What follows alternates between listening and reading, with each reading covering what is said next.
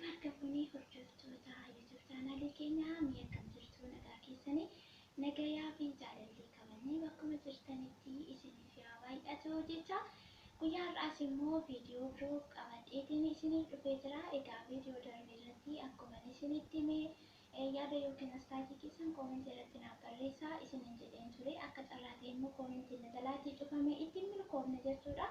Har'a garuu akka nagalaatiin cufamne abdiin qaba. Egaa video darbe irratti kanan hojjedhu yookiin kanan isinitti himee bifuma kana yookiin haaluma sanaatiin irrallee kanan dhufe mana kana jechuudha. Kanan gale'anii reeffi torbi tokko har'aan guyyaa 8ffaa jechuudha. Erga mana kanatti dhufeeti akkuma dura isiniin jedhayyuu hojiirra kananii ari'amaa yookiin immoo hojiirratti dararina qaqqabaa ture sababa furdachuu koottidha jedheeni isinitti himeetiin ture. Maarreegaa ammoo as mana kanatti ergan dhufeeti torbee tokko torban kana keessatti immoo madaamiin kiyya hojii koo jaallattee garuu ani furdachuu koo baay'ee tokko ammayyuu isheetti tolaan jiru. Keessi ishee qooca'amaatii jira. Takka haadha koo bira si geessaa ishee bira hojjettaanaan jetti. Haati ishee ijoollee hin qabdu. Abbaan koo fi haadha koo qofatu jaarsaaf jaartii qofatu waliin jiraachaa jiru na jechaatii jirti. Abbaan ishee immoo xiqqoo rakkina sammuu qaba kan jedhu odeeffannoo ijoollee irraatii dhaga'eetiin jira.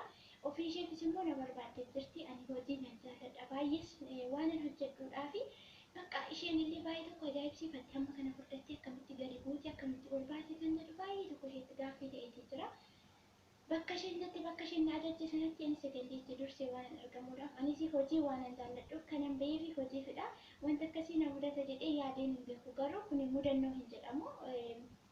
Foonidha waan ta'eef namni immoo of dadhabu hin jiru. Garuu gaafa akkasitti ilaalan immoo waan of dadhabdu yookiin hojii hojjechuu hin dandeenye isheetti fakkaachuu danda'a jechuudha.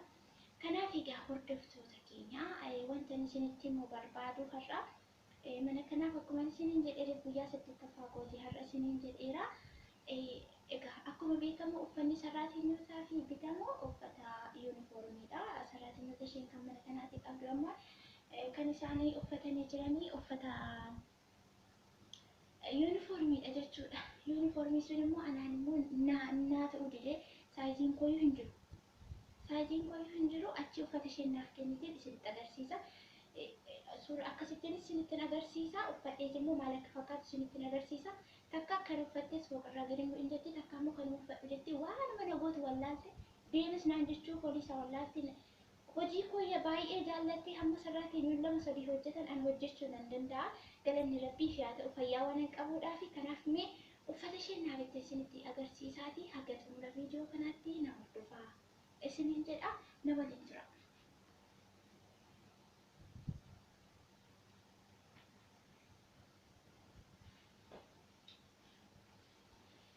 Egaa hordoftoota keenya uffata isheen natti kennitu hin binne garuu manumaati kan isheen kan isheetiiti kan isheen naa kennite jechuudha.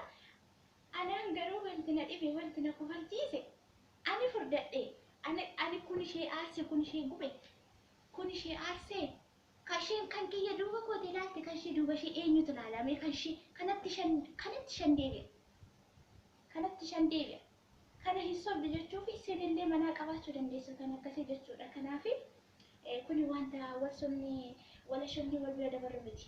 Hedduun dubartoota araba duubni isaanii ani isaanitti illee kolfine bara kun iddootti natti dhufe hin beeku malee natti dhufe sanii okee jedhee fudhadheera. Galanni rabbiif haa ta'u. Mee waa'ee uffata kanaa isinitti himuudha. Kana kan bitatte ofii isheeti dura uffachaati turte. Mee isheen erga hin furdatine ta'e uffata kana maaliif bitatte kan? Kanatti guutee miti isheen kan isheen uffachaati turte. Kan koo maaliif ishee aarsire? Laalaa kana suuqirraa miti kan isheen bittee naaf hedduu manuma kanuma isheeti jechuudha kan isheen naaf kennite. Kana uffatteeti akka akkaataa isheen ittiin uffatte naaf jettee natti agarsiiste immoo isinitti hima jechuudha. Tokko kanadha. Tokko immoo kana agartanii miti amma inni gahu kana fi ishee uffachaa turte badduu ofii ishee uffachaati turte. Okey kanatti guutti kana kun yoo isheetti hin ta'u isheetti immoo otoo bakka carraatee egaa tokko naa milkaa'ee mana kana keessa kan turte kan ishee kaasee isinitti agarsiisa. Ishee waraabee argitanii kanadha. Sadii kan isheen naaf kennite jechuudha. Egaa akkuma isiniin jedhee yuunifoormiin ta'uu didee uffata naayiloonii akka kanaa kan yaa'ummoo naaf bituu didee narraa bareede natti fakkaateen goomatte waan irraa bareedus immoo isa waan jaallanneef jechuudha. Kun argitanii kun akka kanaatti bal'aadha. Akka kanaatti illee yoo uffadhee baay'ee natti tola ture natti tokko kana naa bittee yookiin immoo kan nuuf hiikoo barbaadu kan natti ta'uu fi saayiziin sana waliin deemutu naaf eeyyamtee hiikoo sana bitadhee mana wanti natti irratti hin jiru ture garuu naaf hin eeyyamne. Kunoo sadaffaa uffatichi sadaffaa maanni seetanii argitanii kan argitanii kuni meetirii 5 ta'uu sana mee kanaaf ugaa isinuma fuulduratti uffadhee isinitti agarsiisa maal akkana godhu amma isheeni uffadhuuti gadi kottunaan jettee turte wayyaa tokko isaan jira jedhu sanatti gadi hin buune kun akka kana argitanii akka kanaatti kan uffadhee deemu barbaaddi kan akka uffadhee deemu barbaaddi gaafa kan uffadhee isheetti hin beeku waan isheen taatu dandifitiin isheetti qeesheettee yaadda hinuma rakkatteen akka ishee kanaa immoo na kunuunsi hin jiru na jaallattee na jibbite jaallatanii jibbu arganii abuu namaa oolchu ishee na kana akka kanaati jechuudha kuni kunoo akkasi argitanii kana kaa'ee isa tokkollee sinitti na agarsiisa jechuudha. Ani waan akka kanaa natti tola bartee akka kanaatu natti tola ture. Baay'ee hojiidhaaf illee salphata ani kana gotu teetan mee akkamittiin hin hojii hojjedha jettanii yaaddu simmee sinitti agarsiisu. Ani barraatti nan qabu. Ofii rakkatte malee ani rakkin illee hin qabu.